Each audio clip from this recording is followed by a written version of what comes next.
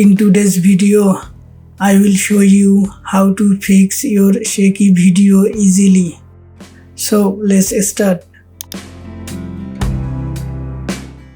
Click on the Effect tab. Click on the Video Effect folder. From here, click on the Distort folder. Select the Warp Stabilizer and then drag and drop the Warp Stabilize effect on your video. Here, wait until reach 100% complete.